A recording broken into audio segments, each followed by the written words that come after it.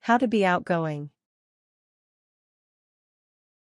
Some people are naturally outgoing, but other people have to practice to become outgoing. If you want to become outgoing, there are several strategies that you can use. Being outgoing involves learning how to present yourself to others, striking up conversations, and being more confident in yourself. Method 1: Mastering the art of conversation. 1. Say thank you in public. You might see some of the same people every day, but never acknowledge them. To become outgoing, it is important to start acknowledging the people around you more often. The next time you order a coffee or check out at the grocery store, smile at the person helping you. Make eye contact and say, "Thank you." This small gesture will help you become more comfortable interacting with others, and it will probably make the other person's day a little brighter. A little compliment can also go a long way, especially in service situations. Remember that your grocery clerk or barista serves hundreds of people a day, many of whom probably either ignore them or are rude. Say something like, "Wow, thanks for getting that to me so quickly," to show your appreciation. 2. Make eye contact. If you're in a social situation, such as at a party, try to make eye contact with the other people there. Once you've established eye contact, give the other person a friendly smile. If the other person holds your gaze, then go over to them and introduce yourself. If the person smiles back at you, then that is also a good sign. If the person does not respond, let them go their way. There's a difference between being outgoing and pushy. You don't want to force interaction on someone who isn't interested. Keep in mind that this approach doesn't work well in situations where people do not expect to be approached, such as while riding public transit. Part of being outgoing is knowing when and where to approach others, and when to keep to yourself. 3. Introduce yourself. You don't have to be a suave charmer to be friendly and outgoing. Maybe try introducing yourself by saying you're new to the area, or offering a compliment to the other person. Look for other wallflowers. You may not be comfortable jumping straight from shy to social butterfly. If you're at a social function, try looking for other people who appear to be shy or holding back. Chances are, they feel as uncomfortable as you do. They'll probably be happy that you made the first move to say hello. Be friendly, but not pushy. Once you've introduced yourself and asked a question or two, move on if the other person seems disinterested. 4. Ask open-ended questions. One way to be more outgoing in your conversations with others is to ask them open-ended questions. These questions invite others to respond with more than a yes or no. It's easier to start up a chat with someone new if you invite them to share about themselves. If you've already exchanged eye contact and smiles with someone, and you're close by, start off with a question. Here are some ideas. How do you like that book, magazine? What is your favorite thing to do around here? Where did you find that awesome t-shirt? 5. Give compliments. If you're interested in people, you're bound to notice little things that you like or appreciate. You can acknowledge these things with a compliment. Just make sure that your compliments are genuine. People can tell when compliments are not sincere. Think of something like, "I've read that book. Great choice. I love those shoes. They go great with that skirt. Is that a hazelnut latte? Nice, that's my go-to every Monday morning." 6. Search for a common interest. First conversations between people are all about what the two parties have in common. In order to find out what you can talk about, you may have to probe for things you have in common.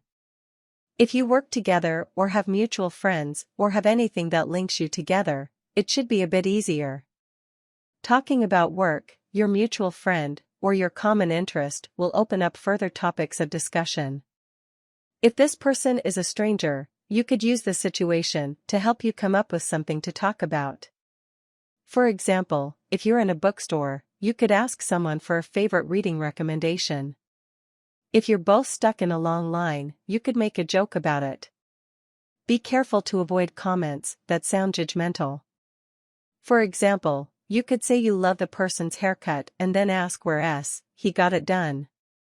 Or you could say that you've been looking for a pair of sneakers like the ones the other person's wearing, and ask where he got them. Avoid things that are likely to seem offensive, such as comments on the person's size, skin color, or physical attractiveness. 7. Pay attention to what excites people. If person A is dead set on talking about thermodynamics and person B is dead set on talking about Italian coffee, then the conversation isn't going to go anywhere. One of these people has to latch on to the other person's interests. Take the initiative and be that person. When you're making small talk, try to notice when the other person perks up. You'll be able to hear it and see it. Their face will be more expressive, and so will their voice, and you'll probably see movement in their body. 8. Chat up your coworkers. If you have a job, chances are you have an environment with built-in social contact if you make a little effort. Find a place where people tend to congregate, such as the break room or a coworker's cubicle. The water cooler isn't the place for heated topics like religion or politics. Instead, try engaging people by remarking on popular culture or sports. While people often have strong opinions about these subjects too, they're a safer bet to keep a conversation friendly. Being outgoing at work can be important. By being more outgoing, people will perceive you as more friendly and positive. Networking and chatting at work can also help you get the recognition at work that you deserve. 9. End on a high note. Leave the other person wanting more. A good way to accomplish this is by leaving the door open for future interaction. Be gracious in exiting the conversation, so that the other person doesn't feel as though you've ditched them. For example, if you've been talking about your dogs together, ask about a good local dog park. If the other person responds positively, you could invite them to bring their dog to the park too. Have you ever been to the dog park off Baxter Road? I haven't. What would you think of going together next Saturday? Making a specific invitation is more effective than "let's get together sometime" because it shows that you're not just being polite. Once you've finished the conversation, wrap up by restating a main point you discussed.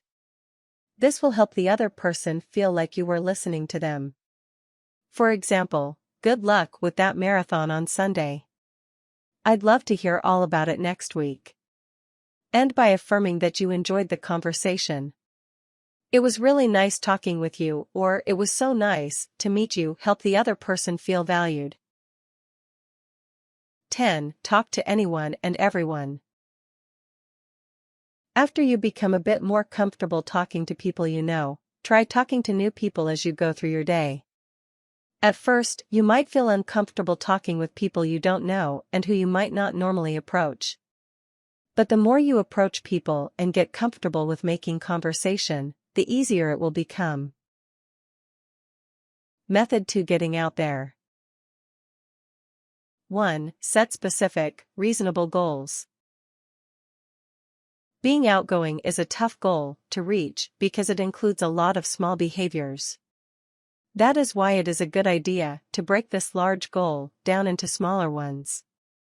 Instead of telling yourself to be outgoing, set goals to have at least one conversation with a new person each day or to smile at 5 people every day. Try to make small talk, or if that's too much, just smiling, with one stranger or acquaintance every day. Say hi to someone on the street, or ask your barista's name. These little victories will keep you going and make you feel ready for loftier challenges. 2. Join a club. If you aren't sure how to approach others in social settings, try joining a club for a particular interest. This gives you the opportunity to interact, usually in small, scale settings, with others who share an interest of yours. Look for a club that encourages socializing, such as a book club or cooking class. You can ask questions and get into discussions, but the focus won't be entirely on you. These situations can be great for shy people. Shared experiences can be a powerful bonding technique. Joining a club where you'll share experiences with others gives you a head start. You'll already have common ground established. 3. Invite people over. You don't even have to leave your house to be outgoing. Invite people to come over for a movie night or dinner party. If you're welcoming and inviting, others will be more likely to feel as though you value them, and they're more likely to have fun. Try creating events that will foster conversation. You could host a BYOB wine tasting, where everyone has to sip and compare notes. Or, you could hold a potluck dinner, where everyone has to bring their favorite dish of their grandmother's, and a copy of the recipe. Having a reason to talk with each other helps a party stay lively and enjoyable, and, let's be honest, food and wine never hurt. 4. Master a hobby. A hobby can help you feel more in control, which may help you to be more outgoing. If you master a hobby, then you may feel proud and confident as well, which can give you even more social confidence. Hobbies also give you something to chat about with new acquaintances. They often give you a way to meet new people. And they have health benefits, such as a lower risk of depression. 5. Dress for success. The way that you dress affects the way that you feel about yourself. Dressing in a way that expresses your personality and values can help you feel confident, and that will help you be more outgoing. If you're a little nervous about socializing, wear something that makes you feel powerful and attractive. This will help you to carry that confidence into your interactions. Clothes can also be great conversation starters. Wearing a fun tie or a statement bracelet can be a way for others to break the ice with you. You can also compliment something someone else is wearing as a way to get acquainted. Be careful not to let judgment slip into these compliments, such as "that dress makes you look so thin." That type of comment focuses on social standards of beauty rather than the person you're talking with.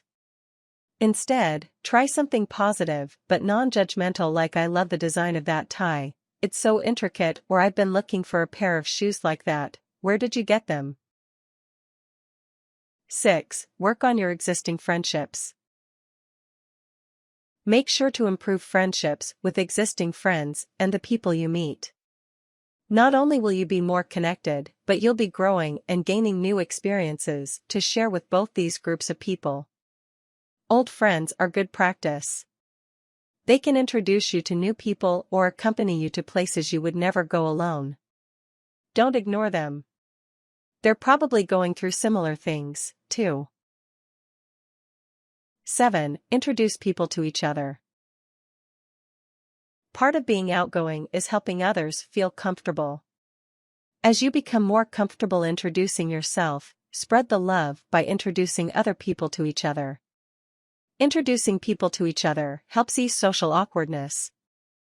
Think about what you know about each person. What do they have in common?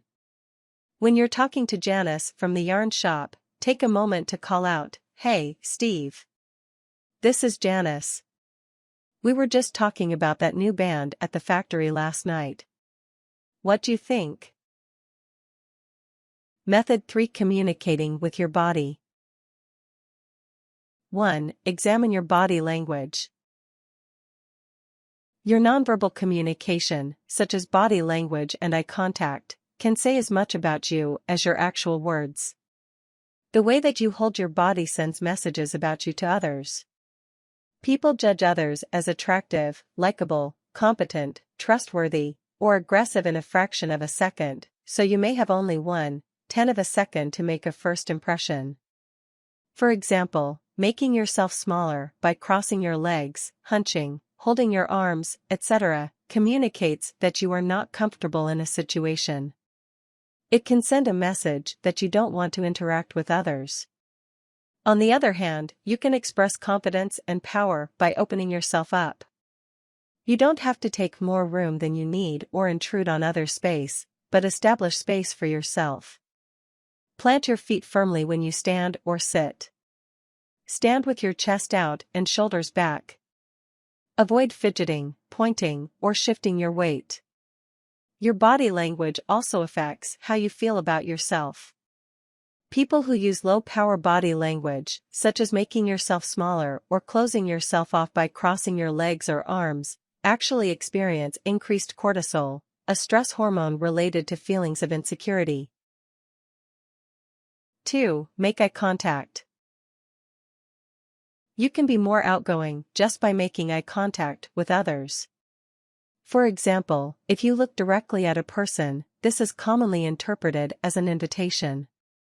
The other person returning your gaze acts as an acceptance of that invitation. People who make eye contact while speaking are often considered more friendly, open, and believable. Extroverts and socially confident people look more often, and for longer, at people they are speaking or interacting with. Eye contact produces a feeling of connection between people, even when the eyes are in photographs or even sketched.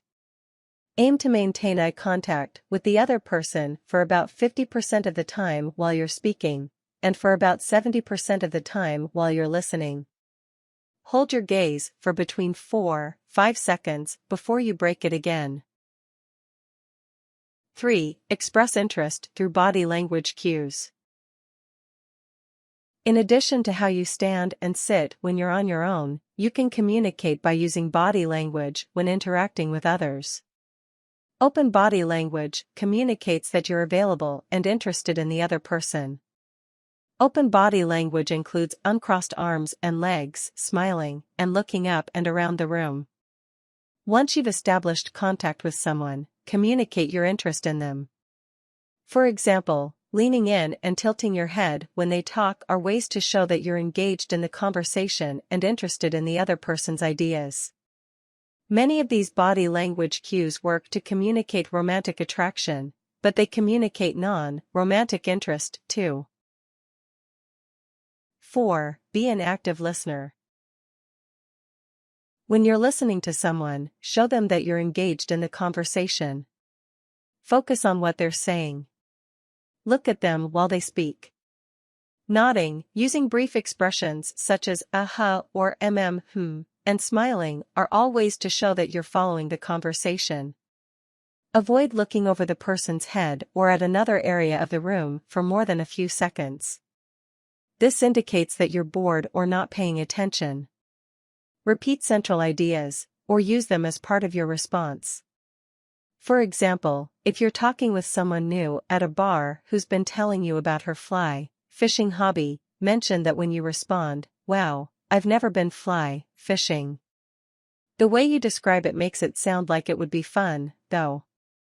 This lets the other person know you really were listening, rather than mentally checking your shopping list or something else. Allow the other person to finish speaking before you respond. As you listen, don't be planning your response to give as soon as they're finished. Focus on the other person's communication. 5. Practice your smile. People can distinguish a real smile from a fake smile. A real smile activates the muscles around your mouth and around your eyes. This is called a Duchenne smile. Duchenne smiles have been shown to lower stress and produce feelings of happiness in the people who are smiling. Try practicing a Duchenne smile. Imagine a situation in which you want to show a positive emotion, such as joy or love. Practice smiling to communicate that in front of a mirror. Check to see whether your eyes are crinkling at the corners, a hallmark of the real smile. 6. Push yourself past your comfort zone. You have a natural zone of optimal anxiety, or productive discomfort, that's just outside your normal comfort zone. When you're in this zone, you're more productive because you're willing to take risks, but you're not so far outside your safe space that anxiety shuts you down. For example, when you start a new job, go on a first date, or start at a new school, you probably try harder at first because the situation is new to you. This increased attention and effort improves your performance. Take this process slowly. Pushing yourself too far or too fast can actually damage your ability to perform because your anxiety will move past the optimal level to freak out mode. Try small steps outside your comfort zone at first.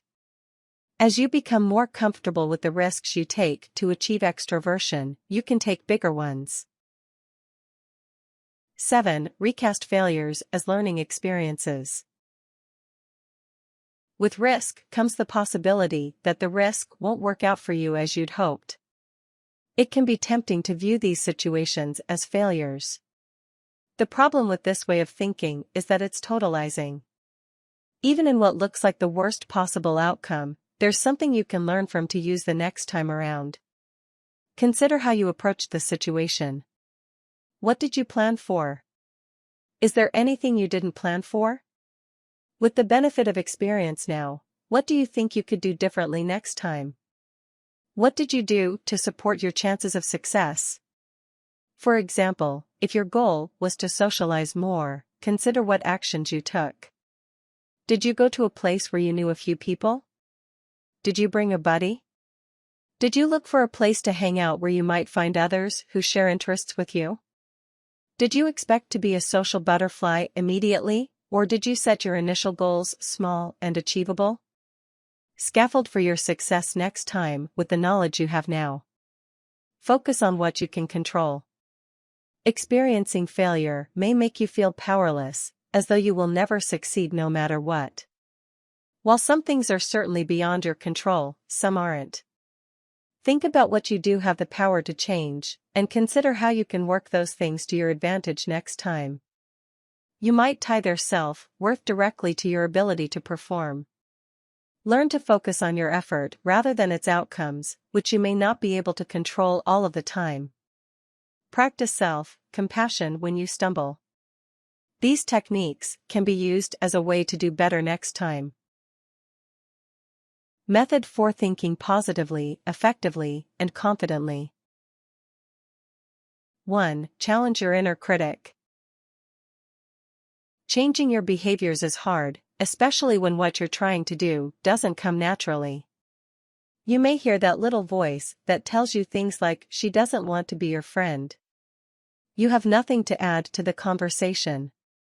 Anything you say will be stupid. These thoughts are based on fear, not fact. Challenge them by reminding yourself that you have thoughts and ideas that others want to hear. See if you can find evidence for these scripts when they run through your mind. For example, if your coworker walks by your desk and doesn't say hello, your automatic response might be to think, "Wow, she's really angry with me. I wonder what I did. I knew she didn't want to be friends with me." Challenge that thought by looking for evidence to support it. Chances are, you won't find much. Ask yourself, has that person told you when they were angry before? If so, they'd probably have told you this time too. Have you actually done something to that person that might upset them? Is it possible they're just having a bad day? You may be naturally shy, and this might cause you to overestimate how your mistakes appear to others. Keep in mind that as long as you are open, honest, and friendly, most people won't reject you for an occasional stumble. Beating yourself up over your mistakes can mean your anxiety keeps you from learning and growing. 2. Be outgoing on your own terms. There is nothing wrong with being an introvert and being shy. Decide what you want to change about yourself, but do it for you, not because someone else suggested you should do so. Think about why being shy bothers you. Maybe it's just something that coming to terms with could solve. Or maybe you just want to be able to get more comfortable with talking with people around you. Being yourself as an introvert is much better than not being you and forcing extroversion.